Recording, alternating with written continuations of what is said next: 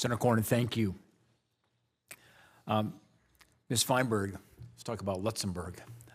Luxembourg has prioritized its tech sector and encouraged development of AI and other advanced technologies. The country also offers a favorable tax and a regulatory environment, so there are many large companies very happy to invest in Luxembourg. That being said, Luxembourg also has closely partnered with China on tech development, despite the U.S. government's concerns regarding data security. Ms. Steinberg, how can you, as an ambassador, encourage high-tech innovation and cooperation between the United States and Luxembourg, while at the same time maintaining data and IP security? Thank you, Senator Daines, and thank you for that question, and thank you for the time that you gave me yesterday. I appreciate that. Yes, China is a bad actor. Their intentions are nefarious. Lucifer does not show up looking like the devil. It is difficult to be able to often tell friend from foe. But let me just tell you, the corporate espionage and the deception that they are causing throughout Europe is extraordinary. And honestly, much of Europe, and Luxembourg in particular, I feel, and I say this with humility, are not educated like we are on actually what they're doing. They don't come in the front door. They come in the crawl spaces. They have things that are very considered innocuous, like their Confucius Institutes, which are not really for higher learning. They're for propaganda, or the Chinese Student Scholars Association. Again, it sounds lovely, but they're educating spies to take the IP and bring it back to China. We have to work with Luxembourg to help them with investment screening, particularly by the Chinese. The proliferation of Chinese banks is overwhelming. The second largest bank in Luxembourg, the Bank International of Luxembourg, is 90% owned by the Chinese. I think if we looked at some others, we would see that as well. Other things that happen, Nuvatech is a Chinese screening company. They're registered in Poland so that they can bid on contracts throughout Europe, including in Luxembourg, and they do all the scanning at ports, plane and train stations. The TSA, of course, here has made them ineligible. That's scary. And again, I don't believe they really understand yet what is going on. And I humbly would like to educate them. It's like watching a movie and you see the video but not the audio. You don't really get the whole picture. And so I applaud them for filing a criminal suit against Space-T, the Chinese satellite company that was sharing satellite information of Ukraine to the Russians. They shut them down. They're trying their best. We are the best partner for Luxembourg, for artificial intelligence, for cybersecurity, for space, for all things going forward, because like Luxembourg, we share a stable financial system, a stable government, and we have so much in common. And I believe that we also will be able to help them uncouple from China, and also to help enforce the anti-bullying laws that the EU has stipulated, and offer our protection when the Chinese will make it difficult to uncouple. And I will do my best to help accomplish this. Ms. Feinberg, thank you.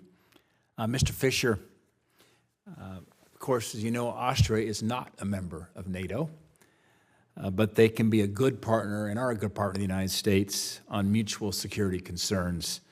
Austria and the United States formalized a defense cooperation system through the National Guard State Partnership Program, which creates opportunities for expanded partnerships. Mr. Fisher, how can the United States work to establish closer defense cooperation with Austria, while at the same time respecting the nation's long-standing policy of neutrality and hence not being a member of NATO? Thank you, Chairman Daines, and I also would like to say thank you to Senator Cornyn for referencing and honoring the greatest generation. When we think about it, it's because of the greatest generation that we are a free country, that Europe is free, and they essentially saved Western democracy. So we honor that. It's a very important relationship that we have with Austria, very long-standing, and we will always respect their neutrality, but they have always been a trustworthy and reliable security partner. We were very happy to see the relationship that was established with the Vermont National Guard in 2021. And we look forward to increasing the relationship as we move forward.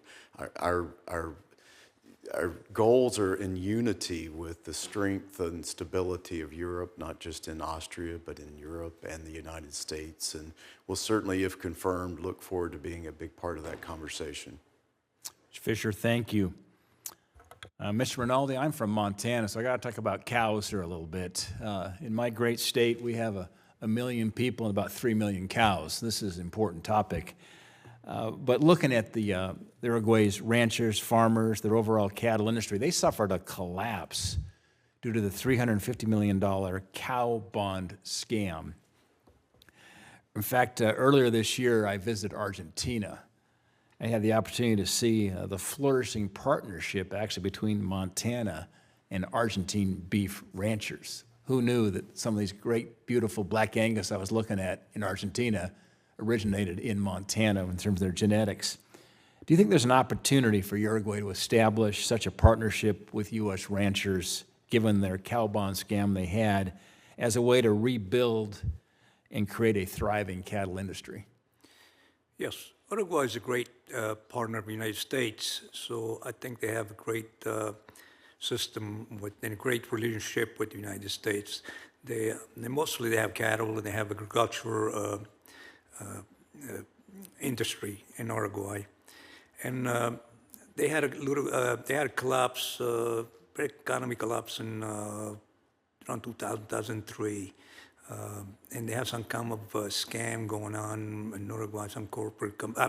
What information I have is not clear, but I just heard some about this situation. Well, if I'm opposed, when I'm opposed, I will look into it, and I think we can do some kind of agreement with the United States and the ranchers and Uruguay. They're willing to do anything to work with the United States. They're a very loyal ally to the United States, right. So they will really work with the United States. I will encourage them to do that. More follow-up question, too. This is regarding BRICS. This July, Rio de Janeiro is going to host the annual BRICS Summit, and it's Brazil, Colombia are both pressuring Uruguay to attend, if not outright join, BRICS. Do you perceive BRICS, as well as China's Belt and Road Initiative, as a concerning partnership for our allies in South America? I read something about China influence in Brazil, building a railroad line or some kind of thing, but I don't think Uruguay will appreciate that too much because Uruguay is mostly United ally, and they bought some military equipment. Actually, China offered them Uruguay some military equipment, and they rejected. They bought it from Brazil and Spain with some fighter jets. That Brazilians, they have a lot of American parts in it. So they're supporting America instead of China. Mr. Rinaldi, thank you. Well, I want to thank you all for providing us with the benefit of your testimony as well as your responses. Before closing, I'd like to ask unanimous consent to add any letters of support the committee has received be added to the record. I'll also note for the information of members that the record will remain open from this hearing until close of business tomorrow, June 13th, including for members to submit questions for the record. And with the thanks to the committee and staff here, this hearing is now adjourned.